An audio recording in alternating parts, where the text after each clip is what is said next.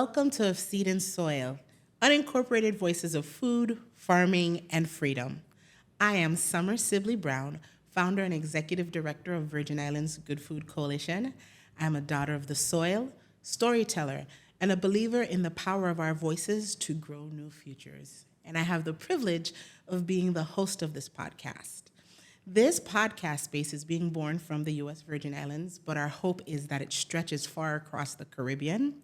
And here we will gather the voices of farmers, fishers, healers, and elders of the people, those who tend land, memory, and community. Because food is not just what we eat, it's culture, it's resistance, it's love. This is Of Seed and Soil. And today is our very first episode, and I'm very nervous, y'all, and also very excited. Because on this episode, I'm honored to have with me Omi Pennick. Omi is my sister. She is a co-conspirator in all good things that I do. She is the midwife who supported the birth of VI Good Food. And today's conversation, we hope, is an invitation for you to step in and take a closer look and get to know a little bit more about me, your season 1 host. Definitely some things about her, learn about us, but really talk more about why this podcast even exists. Hey, Omi. Hey, Summer. This is exciting for us to finally to be here. We've been planning this and doing this for a while. We've been in this work together for a while. So I'm excited to jump right into the conversation of seed and soil. Let's get to the root. Okay, let's just start with the roots. So can you share a little bit about your personal journey? Like, how did you get to, what brought you to the work of food sovereignty and food advocacy here in the Virgin Islands? So I'm laughing, right? Because the first thing that came into my mind is like, am I going to get through this episode without crying? Because she asked me a very, very deep question. And, you know, that goes to like the core of who I am now as a person. But, you know, this was really an accident. I'm here today because maybe 12, 13 years ago, my school-based principal, Colleen May Williams, she was like, you have a project to do with the wonderful children of the intermediate multi-age classroom. And I was resistant. In short, it was 8% cut in the USVI. The school system and a lot of our government structures had taken a hit. And there really was no reason why a person would do extra. So like the principal assigning me to do something that I deemed as extracurricular, I was like, that's not happening. And, you know, lifes, and sometimes you listen to life. And I said it wasn't happening. And in the end, she held me accountable to the task that she assigned, which was the Virgin Islands Ag Fair Youth Display. And I was panicking when I was like, Miss Williams, I didn't do it. And she was like, I trust you. And ain't nothing to get you motivated like a person telling you they trust you. I run to the back of that school and I was like, children, we have a task. Mm-hmm. And the parents and the children of that 4th, 5th, and 6th grade class, they were up to the task. We presented at the fair. We won 3rd place. The project was about farm to school. And it just kind of all rolled from there, right? Like farm to school, we won. And then the children were really excited and they wanted to do more. And I was like, what kind of adult denies children the opportunity to explore? Like, I would be a hypocrite. And so then I called you. You remember that phone call? It was like, ring, ring, hey, Omi. Yeah. That's how it started. I do. You know, you just said something. You said it was an accident, but I want to push back on that. I don't think it was an accident at all. I actually think this is your destiny, and you've been walking in it really boldly. I'll take that. Just a thought. Okay, so now, fast forward, right? You're the executive director of Virgin Islands Good Food. You are the host of Seed and Soil podcast. Mm-hmm. Like, what do you hope that this offers to the community? Like, what are you hoping that people will get out of this podcast? Wow. Okay, so what I'm hoping is that people get a glimpse of what I see in my everyday life. I have the most beautiful job in the world. I get to work with food people. I get to be in community with people whose hands are constantly touching the soil, with people whose desire is to nurture and fulfill. And it's not something that they talk about, but it's something that they live. They are in this revolutionary relationship with life and our earth, and they're bringing forth creativity every day. And they're so happy to share their wisdom. Like, they are the smartest scientists, mathematicians, business people, caregivers that I know. And I think the modern world has invisibilized them, right? Because of our convenience culture, we think of food as something that comes from grocery stores, something that comes from gas stations, something that comes from restaurants, and we don't realize food is something that comes from people. And so that's what I hope, that this podcast helps people see the people and understand the dynamism and the multiplicity and the different aspects of the person who's growing your food, and that they feel just a little bit of the gratitude that I have for them. Like, if we could do that. Yeah, you're touching on something that kind of brings me to my next question. You know, like, VI Good Food has been involved in the work of building and developing our food system here, not only in the Virgin Islands, but, you know, throughout the Caribbean. Like, VI Good Food has done a lot of good work there. And you always talk about centering farmers' voices, right? And how important it is to center their voices. Let's talk a little bit about why that's important to our work, and why people need to really hear the lived experiences and understand the conversations of why farmers are so important, why their voices are so important. I'll wrap it up like this. You know the saying, who feels it knows it? Who feels it knows, absolutely. Who does it knows it more, right? Mm-hmm. So if who feels it knows it, the people who are doing it, they know it more. So I truly believe that in order for us to bring about the changes that we need, right, in our community, around our culture, not just agriculture, but in the whole totality of like exploring and reaching for liberation, we have to start with those who are doing. We have to start with those who embody the things that make sense to us. And food, farmers embody, right? They are the ones doing and being all the things food. And so we center them because they know it more than we do. It's like, I figure like, I don't even know how to explain the fact that, yeah, they know it better. Mm-hmm. Anything I think I know, they know it better. Mm-hmm. How has this work changed you?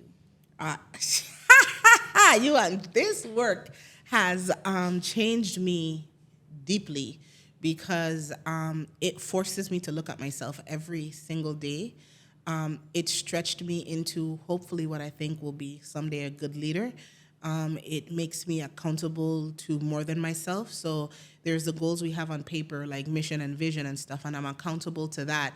But I'm accountable to people, because what I've asked farmers and hopefully now fishers to do is trust me, right? Trust me with their dreams, their hopes, and their visions. So like I have this different layer of responsibility that I really hope to carry well, but it haunts me in the best way possible. So it's grown me up. Like, it is forcing me to mature into what I hope will be a good ancestor one day.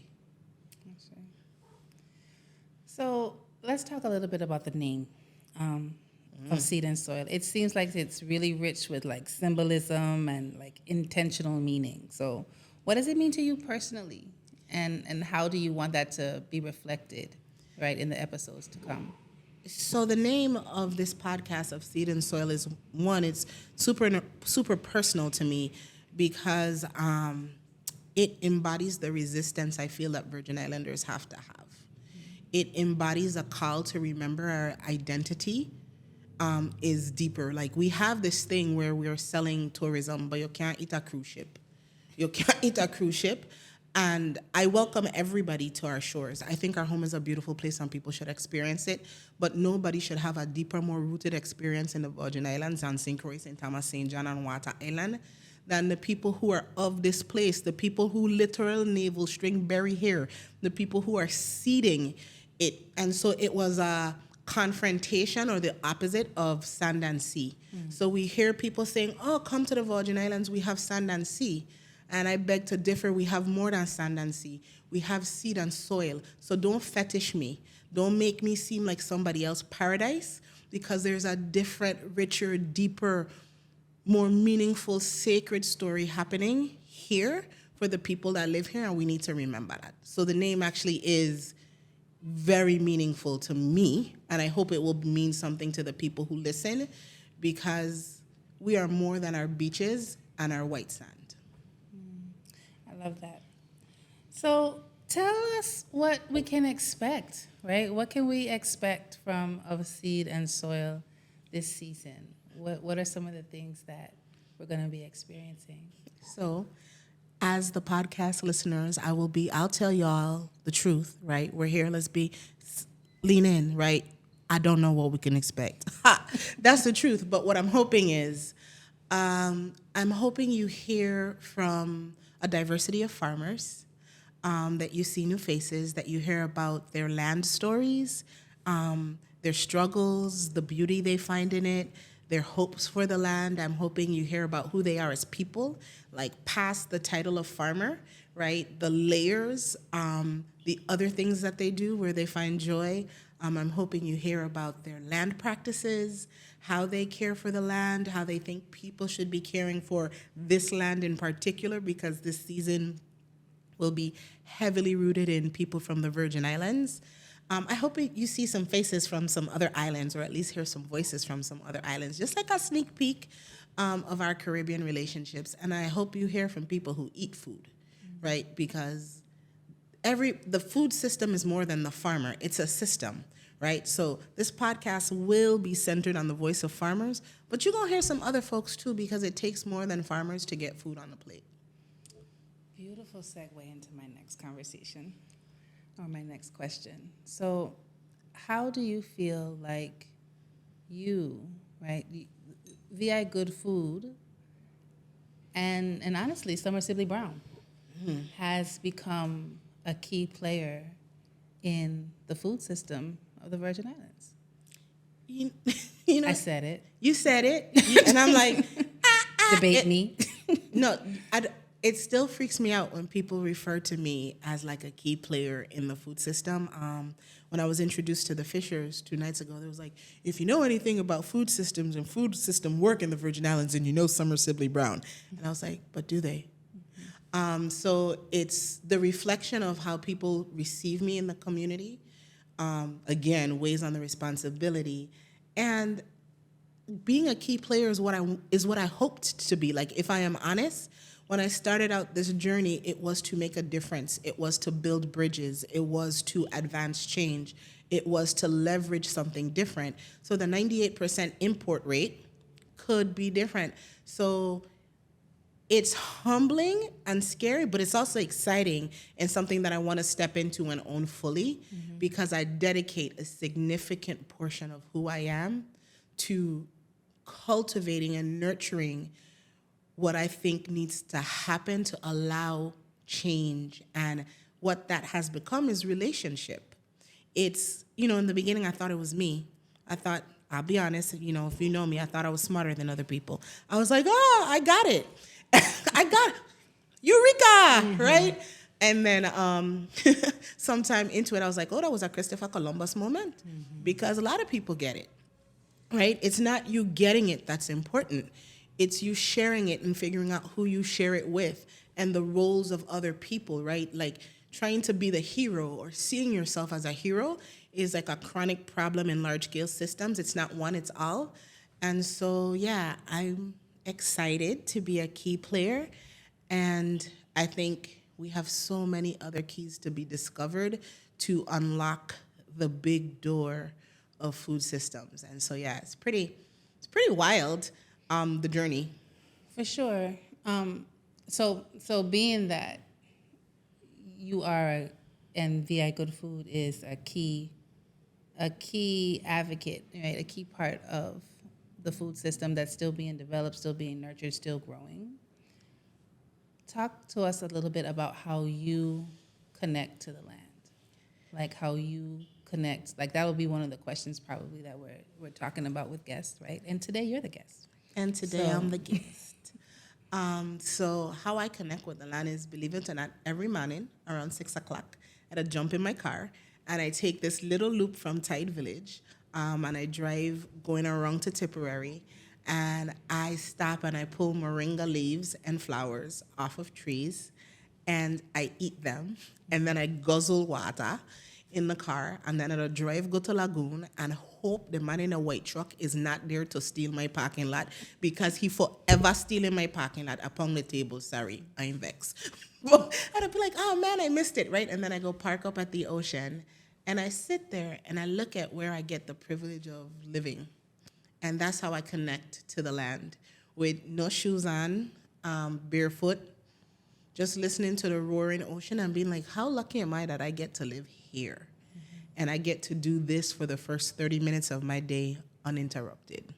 That's how I connect to the land. I love that. And I've witnessed that a couple of times. Your deep connection and reverence for the soil, right? For our actual land.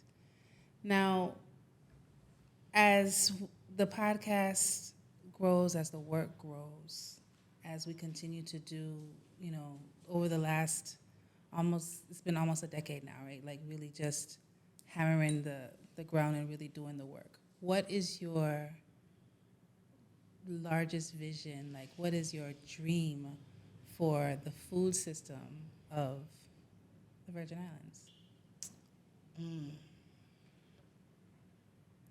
I want to answer you meaningfully. I have an off-the-fly answer, but I think the true answer is I can't even begin to fathom what that looks like, but where I hope it starts. I hope it starts with connecting us to other Caribbean islands, and that we don't have to be an island unto ourselves.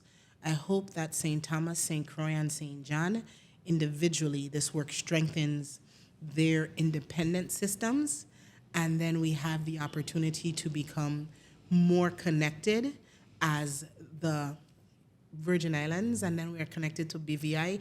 And you notice I left off the beginning of our names, right? So that we're not just the U.S. Virgin Islands and the British Virgin Islands, but we are the Virgin Islands. Maybe not in like colonial name or in statesmanship, but in people and culture and community, and that the food travels that way. And then from there, we're connected back to Puerto Rico and Vieques and Culebra, and from there we go to Santo Domingo and Jamaica and Haiti, the whole island of Hispaniola. But like our food work travels and builds networks and community all across the Caribbean. So whether quietly or informally, we are a region in truth, right? And indeed, maybe not in the names that people give us, right? But that there's these little invisible lines that connect us together. Whenever you talk about the food system and the work that you're doing, the work that Good Food is doing, there's like a light in your eye that, gets giddy. When we talk about walking in our destiny, often just in like our personal time, and sometimes you'll be like, I see you walking in your destiny in this way, and I see you walking in your destiny in this way.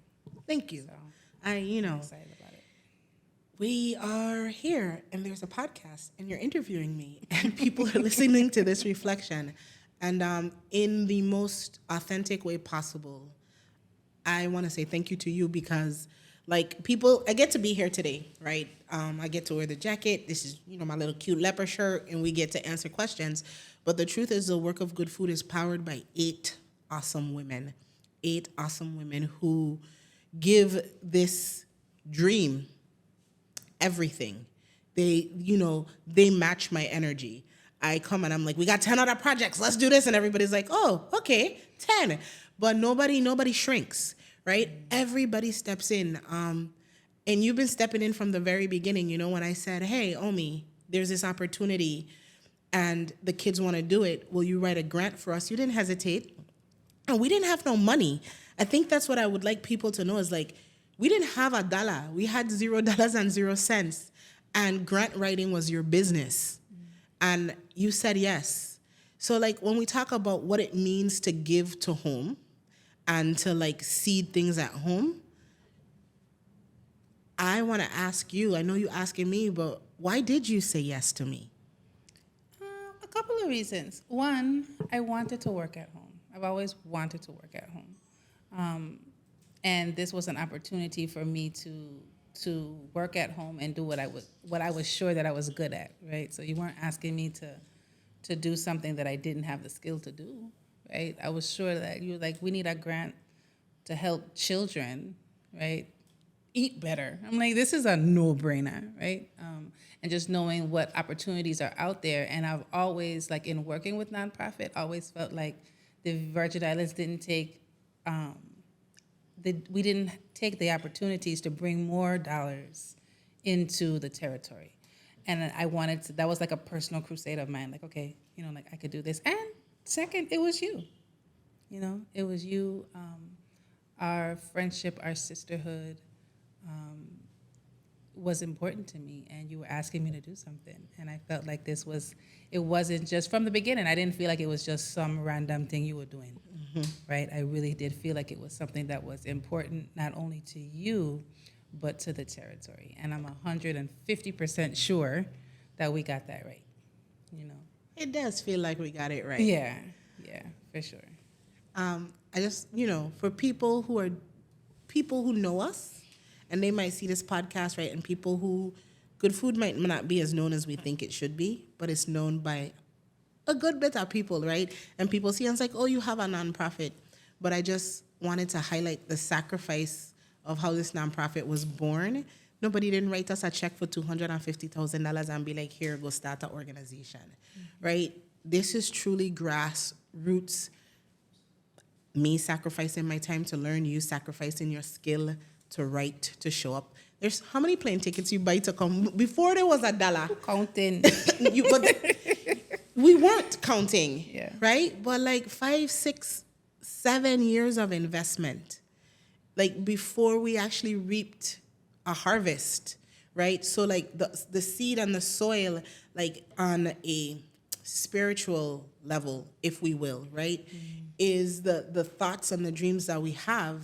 But like the soil is also our intention, right? Your intention was to be helpful for the reasons that we named. My intention was to support my students at the time, but it grew into something different. So that's also the symbolism behind the name, because I feel like in the Virgin Islands, we're in this conversation constantly about what it means to live here, what it means to be a Virgin Islander, right? What it means to afford yourself certain privileges in life, right? And for me, it has meant that you see this place with your hopes and dreams, and then you give it everything you've got. And I don't know if you know a different way of doing that, but yeah. You know what comes to mind? I mean, like, as we're talking about the podcast and even the work, like, how do people we probably have a clear thought about how people here that are living here can get involved in the work, right? But the podcast will have reach, right, far beyond just the local community.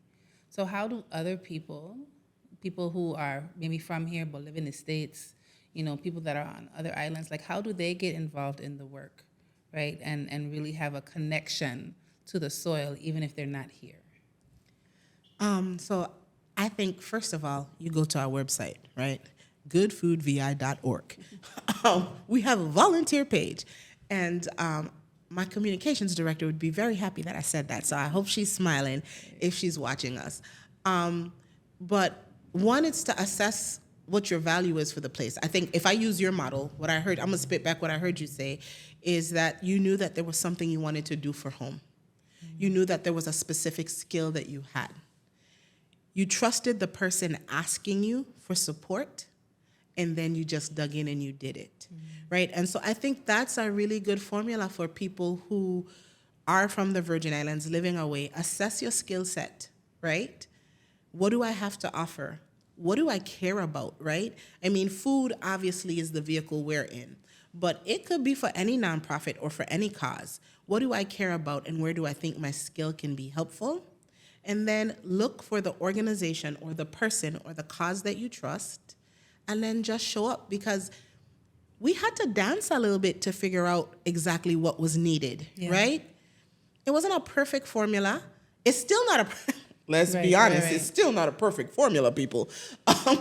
It's riddled with learning and unlearning and testing and prototype and lots of failure. But what I can say for you is you have never forsaken me. Like there's no trial that we have been through in trial and error where you were like, hands up, I quit, it don't work. This nonprofit don't work. Some I don't know what she doing, I done. And I don't know what I You've done doing. that before. Well, like, call it out. We talk the thing, girl. Tell the people and the Your truth. friends could tell your business. Okay, but you know what? But something's coming to mind that I learned through this process of good food that honestly I did not know before. Like I did not understand that everybody should be a food advocate. Like you don't eat, right? You go to the grocery store, you buy food, you're putting things in your mouth, you're feeding your family. If you don't consider yourself a food advocate, then you're just wrong, right? Like your mind is not in the right place. And so I could be honest in saying my mind wasn't in the right place.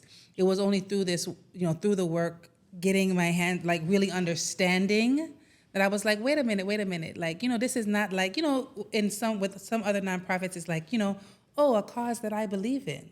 No. This is a cause everybody should believe in because everybody does eat and food security is real. Right? Being food insecure, food deserts, like that is real. If we're not able to feed ourselves, right, then we're all perishing. Okay, well, I could do one thing. Yeah, Can we call it food apartheid? absolutely. Because deserts are naturally occurring and they're beautiful and their ecosystems have the capacity to produce whatever it needs for the life in it to generate, sustain, and maintain, right? So the way the earth is designed is different biomes and ecosystems exist and they take care of themselves inherently. What we experience is a globally engineered apartheid where certain parts of the world have plenty food and other parts of the world don't, and that distribution of food is discussed and negotiated via policy and global trade.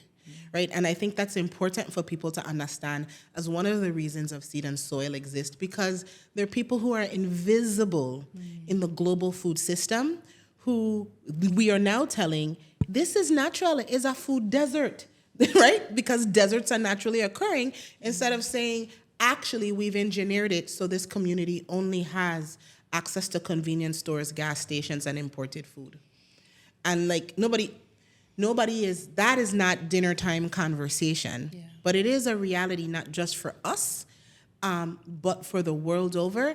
And we are on the more privileged side of this conversation because while food in the Virgin Islands is 98% imported and food in the Virgin Islands may be more expensive, we have more access than a lot of like countries and hundreds and thousands and even millions of people across the globe. And so we also take that for granted.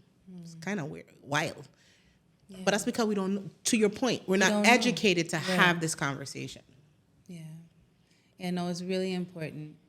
So Sommer, what do you want people to know? Like, as we branch out, start this podcast, it goes live. We're filming on Juneteenth. We're releasing it on Emancipation Day. What do you want people to know? What do I want people to know? I want people to know that there is so much out there to learn about food and about who farmers are and about what food means to us and the role it plays in our identity.